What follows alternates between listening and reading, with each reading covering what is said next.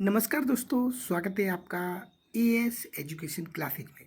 दोस्तों, आज हम बात करेंगे इस वीडियो में मध्य प्रदेश जेल प्रेरी भर्ती परीक्षा 2020 के old questions paper general science के। तो दोस्तों, ये जनरल साइंस के पेपर का ये पार्ट 7 है। इससे पहले हम पार्ट 6 तक वीडियोज अपलोड कर चुके हैं। अगर आप इन्हें वीडियो देखना चाहें तो चैनल की प्लेलिस्ट में जाकर के जेल प्रेरी भर्ती परीक्षा 2020 पर क्लिक करके ये सारी वीडियोज आप देख सकते हो। दोस्तों, अगर आप मेरे चैनल को पहली बार देख रहे हो तो चैनल को सब्सक्राइब करना ना भूलें, वीडियो को लाइक करें, शेयर करें और बेल आइकन को जरूर क्लिक कर दें। साथ ही साथ दोस्तों, वीडियो शुरू से लेकर अंत तक अवश्य देखें, जिससे आपको अच्छा समझ में आएगा। हम इस वीडियो में आपको प्रत्येक क्वेश्चन का एक्सप्लेनेशन भी समझाएंगे, वो किस तरह उसका आंसर एग्जैक्ट है वो भी हम आपको समझाएंगे। तो जुड़े रहिए हमारे चैनल के साथ। आज का जो पहला क्वेश्चन है हमारा वो है, washing soda is Dhawan soda है जिस साबुन से हम कपड़े धोते हैं उसका सूत्र क्या है। तो पहला है Na2CO3 सोडियम कार्बोनेट बोलते हैं इसको। दूसरा ऑप्शन है Na2CO3H2O सोडियम कार्बोनेट हाइड्रेट बोलते हैं। तीसरा ऑप्शन है इसका सोडियम कार्बोनेट 7H2O। और चौथा ऑप्शन है Na2CO3.10H2O। तो दोस्तों, धावन सोडा का जो रासायनिक सूत्र होता है वो होता है Na2CO3.10H2O। ये धावन सोडा का रासायनिक सूत्र होता है और इसका जो केमिकल नेम है, रासायनिक नाम है, वो है सोडियम कार्बोनेट डेकाहाइड्रेट। तो इसका ऑप्शन नंबर 4 करेक्ट होगा। चलिए अगले क्वेश्चन पे बात करते हैं। अगला क्वेश्चन है question number 2। The cell was first observe by. कोशिका का अवलोकन सर्वप्रथम किया था, यानी कोशिका को सर्वप्रथम किसने देखा था। तो पहला ऑप्शन है उपरोक्त में से कोई नहीं। दूसरा है एंटोनी वॉन लीवेनहॉक ने। तीसरा है रॉबर्ट हुक ने। चौथा है रॉबर्ट ब्राउन ने। तो दोस्तों, मैं आपको बता दूं कि कोशिका का जो सबसे पहले अवलोकन किया था वो किया था रॉबर्ट हुक नाम के साइंटिस्ट ने। इन्होंने एक बोतल की कॉर्क में सबसे पहले कोशिका का ऑब्जर्वेशन किया था। कोशिका को इंग्लिश में सेल बोलते हैं और सेल का एक लैटिन वर्ड है, इसका मतलब होता है सेलुला। सेलुला का मतलब होता है होम। जब उन्होंने सेल को पहली बार देखा तो सेल इस प्रकार के उनको दिखे, तो इन्होंने इसको सेल नाम दिया। और इसका मतलब सेल का मतलब होता है छोटे छोटे घर। तो रॉबर्ट हुक ने सर्वप्रथम सेल को ऑब्जर्व किया। रॉबर्ट ब्राउन की बात करें तो रॉबर्ट ब्राउन ने सर्वप्रथम सेल में न्यूक्लियस की खोज की थी, यानी केंद्रक की जी। और एंटोनी वॉन लीवेनहॉक है, इन्हें बैक्टीरिया का जनक कहा जाता है। इन्होंने बैक्टीरिया का फादर ऑफ बैक्टीरियोलॉजी कहा जाता है। इन्होंने बैक्टीरिया का अवलोकन सबसे पहले किया था। तो इसका ऑप्शन नंबर 3 करेक्ट होगा, रॉबर्ट हुक। अगले क्वेश्चन पे बात करते हैं। अगला क्वेश्चन है question number 3। Mushroom is. Mushroom क्या है। तो दोस्तों, जैसा कि मैं आपको बता दूं, मशरूम एक फंगस होता है, यानी कि कवक होता है जो खाने के लिए यूज किया जाता है। तो इसके सबसे पहले ऑप्शन पर बात करते हैं। पहला ऑप्शन है मूल, स्तंभ तथा पड़ रहित ब्रायोफाइटा। अ ब्रायोफाइट डिवर्स of roots stem and leaves, यानी कि वह ब्रायोफाइटा जिसमें मूल नहीं होता है, रूट नहीं होती, स्तंभ नहीं होता, स्टेम नहीं होती। दूसरा ऑप्शन है पुष्पी पादप, फ्लावरिंग प्लांट, यानी ऐसे पादप जो पुष्प उत्पन्न करते हैं उन्हें पुष्पी पादप कहते हैं। तीसरा है हरे रेशों युक्त पादप। चौथा है खाने युक्त कवक। तो दोस्तों, मैं आपको बता चुका हूं कि जो मशरूम है वो खाने युक्त कवक होता है। तो ऑप्शन नंबर 4 इसका करेक्ट होगा। अगले क्वेश्चन की तरफ चलते हैं। अगला क्वेश्चन है क्वेश्चन नंबर 4। रेडिएशन विकिरण। विकिरण क्या होती है। यह द्रवों में ऊष्मा के स्थानांतरण की प्रक्रिया है। एक में ऊष्मा के प्रवाहित एक दिशा में ऊष्मा की प्रवाहित होने की प्रक्रिया में ऊष्मा स्थानांतरण की विधि है। ठोसों में होता है। एक पदार्थ माध्यम की आवश्यकता नहीं होती है। तो दोस्तों, विकिरण एक ऐसी रेडिएशंस होती हैं, या हम कहें ये रेडिएशन इस प्रकार की होती हैं जिनको माध्यम की आवश्यकता नहीं होती। ये वैक्यूम में भी ट्रेवल कर सकती हैं, जहाँ पर निर्वात होता है वहाँ पर भी ये चल सकती हैं। तो ऑप्शन नंबर इसका 4 है वो करेक्ट होगा। Do not require a material medium. अगले क्वेश्चन की तरफ चलते हैं। अगला क्वेश्चन है question number 5। The law of conservation of mass holds good for all the following except.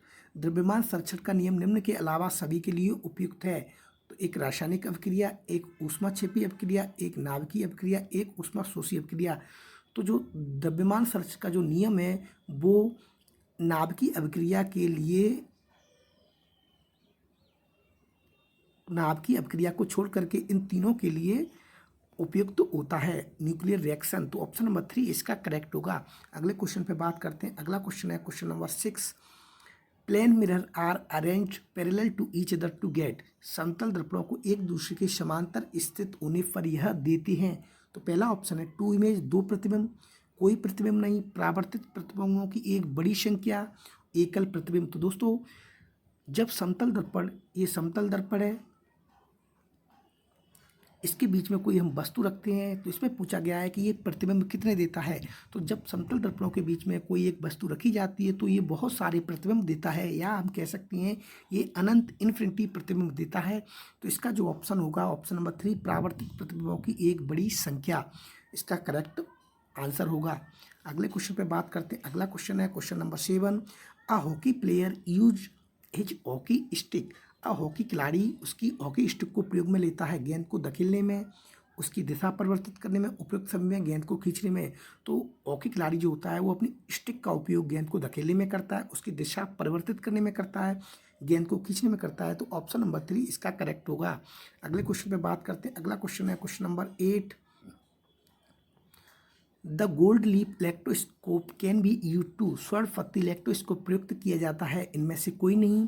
केवल आवेश का पता लगाने के लिए, केवल आवेश का पता लगाने या मापने में, आवेश का पता लगाने मापने या उसकी प्रकृति का पता लगाने में। तो इसका जो करेक्ट ऑप्शन होगा वो होगा ऑप्शन नंबर 4 आवेश का पता लगाने में, मापने में और उसकी प्रकृति का पता लगाने में गोल्ड लीफ स्टिक का प्रयोग किया जाता है। अगले क्वेश्चन पे बात करते हैं। अगला क्वेश्चन है question number 9। Arrange the element in increasing order of atomic radius. Sodium, rubidium, potassium, magnesium, इनको हमें अपनी बढ़ती परमाणु त्रिज्या के रूप में व्यवस्थित करना है। तो इसमें सबसे पहले हमको देखना होगा सबसे कम परमाणु त्रिज्या किसकी है। तो जैसा कि हम जानते हैं सबसे परमाणु कम त्रिज्या होती है मैग्नीशियम की, उसके बाद सोडियम की, उसके बाद पोटेशियम की, उसके बाद रुबिडियम की। तो इसका ऑप्शन नंबर 2 करेक्ट होगा। अगले क्वेश्चन पे बात करते हैं। अगला क्वेश्चन है question number 10। Seeds in matured ovary developed from. परिपक्व अंडाशय में बीज विकसित होते हैं बीजांड से, परागकण से, वर्तिकाग्र से, अंड से। तो परिपक्व अंडाशय में बीज कब बनते हैं, और बीज बनते हैं ओव्यूल से यानी कि बीजांड से। तो इसका ऑप्शन नंबर 1 करेक्ट होगा, बीजांड। अगले क्वेश्चन पे बात करते हैं। अगला क्वेश्चन है question number 11। Which one of the following is the symbol of gold. निम्न में से गोल्ड का प्रतीक कौन सा होता है। तो GD, AU, AG और लास्ट ऑप्शन है वो है PB। तो गोल्ड का जो प्रतीक होता है वो होता है AU, और AG होता है वो सिल्वर का प्रतीक होता है, PB होता है वो PB जो प्रतीक होता है वो लेड का होता है। तो इसका ऑप्शन नंबर 2 करेक्ट होगा। अगले क्वेश्चन पे बात करते हैं। अगला क्वेश्चन है क्वेश्चन नंबर 12। इन होमोलोगस सीरीज। एक सजातीय श्रेणी में सामान्य सूत्र समान होते हैं, आणविक सूत्र समान होते हैं, संरचनात्मक सूत्र समान होते हैं और भौतिक गुण समान होते हैं। तो सजातीय श्रेणी वह श्रेणी होती है जिसमें उसके सामान्य सूत्र समान होते हैं। तो ऑप्शन नंबर 1 करेक्ट होगा।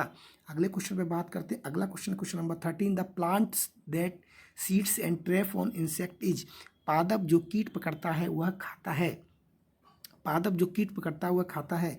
कसकुटा, ड्रोसेरा, आम, सूरजमुखी। तो दोस्तों पादप जो कीट पकड़ता है तो वो ड्रोसेरा होता है। ड्रोसेरा एक इंसेक्टिवोरस प्लांट है। इंसेक्टिवोरस प्लांट उन्हें प्लांट को कहते हैं जो अपने भोजन के रूप में इंसेक्ट्स को खाते हैं, क्योंकि ये नाइट्रोजन की कमी को पूरा करने के लिए इंसेक्ट को खाते हैं। ये दलदली भूमि में पाए जाते हैं, वहाँ पर नाइट्रोजन की कमी होती है, इसलिए ये नाइट्रोजन की कमी को पूरा करने के लिए इंसेक्ट्स को खाते हैं। तो ऑप्शन नंबर 2 करेक्ट होगा।